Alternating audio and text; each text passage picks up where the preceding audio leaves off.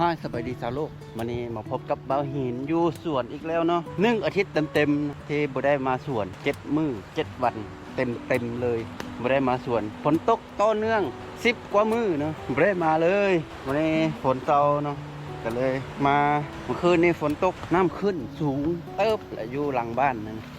แล้วมื้อนี้น้ำห้วยอยู่นี่ก็น่าจะขึ้นอีกเลย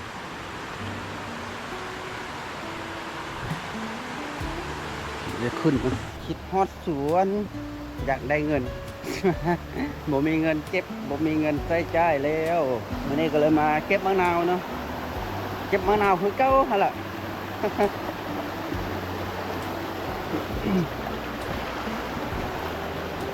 เพราะว่าบ่มีแนวอื่นขายเด้นอกจากมะนาวเนาะมะนาวช่วงนี้ก็แพงซะ โลนึง 5,000 คุณเนาะเก็บปันได้ได้พอกิน 5,000นะแต่ก็ยังดีเนาะที่ยังมีขายมีแนวขายก็ยังดีเนาะดีกว่าบ่มียังโอเคตอนนี้เอากระต้าปะไว้นี่ก่อนเนาะแล้วเบาหินก็จะไปเลาะเก็บบัดนี้อะโวคาโดแก่ใหญ่แต่ยังมีหลายอยู่ถึงมีเนาะน่าจะแก้หมดแล้วเนาะ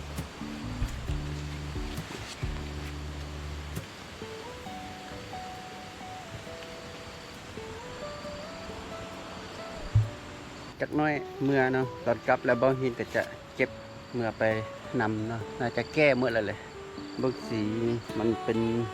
มึกหมดแล้วเนาะเดี๋ยวตอนนี้เบาหินก็จะเก็บมากก่อนนะเก็บมะนาวก่อนแล้วพบกันตอนกลับเนาะ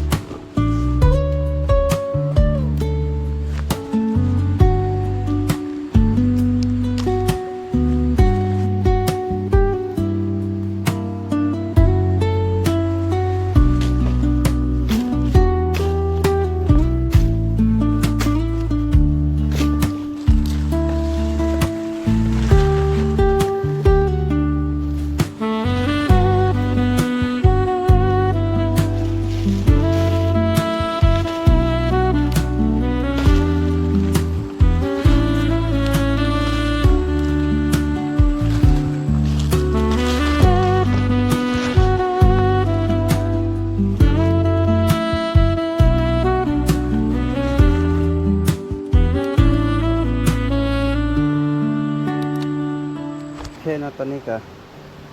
ได้กระต้านึ่งเนาะเป็นกระต้าแหละแล้วก็ได้กระเซาะได้ถงพายนึ่งเนาะ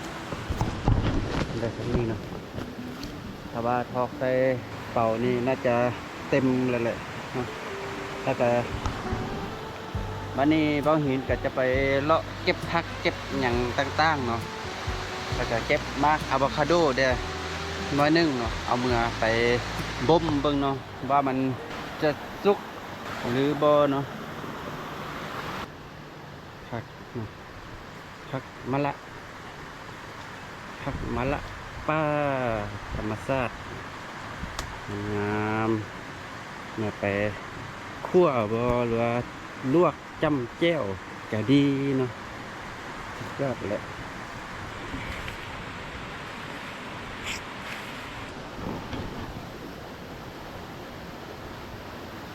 เป็นกระต้าแล้วก็เครื่องกระเป๋าเครื่องกระสอบเนาะเป็นกระต้าได้เครื่องแล้วก็เครื่องกระสอบวันนี้เบาหินจะเป้ขึ้นหลังเนาะเป้ขึ้นหลังแล้วก็ย่างมือฮอดเฮือนพุ่นแหละ ย่างมือแบบนี้นะย่างฝนเนี่ยมันต้องลำบากเลยเพื่อเงินมะนาวโลนึง 5,000ก็จะประมาณนี้แหละ เมื่อก่อนเนาะพ่อแม่เคยสอนเนาะว่าให้เฮียนเป้เฮียนเฮ็ดเวียกหนักก็เคยบอกบ่อยากเฮ็ดเวียกหนักแล้วบัดนี้รู้สึกเลยบัดนี้เนาะว่าการเฮ็ดเวียกหนักนี่มันเป็นแบบใดสำหรับคลิปนี้เนาะเบาหินก็จะขอลาจบเพียงเท่านี้เนาะแล้วพบกันใหม่ในคลิปต่อไปนะ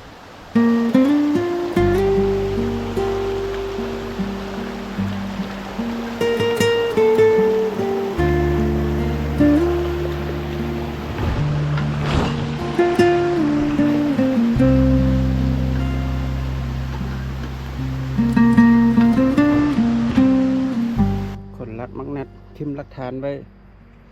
โอ้ครับแค่ว่าทิ้งหลักฐานไว้นำเด้อนี่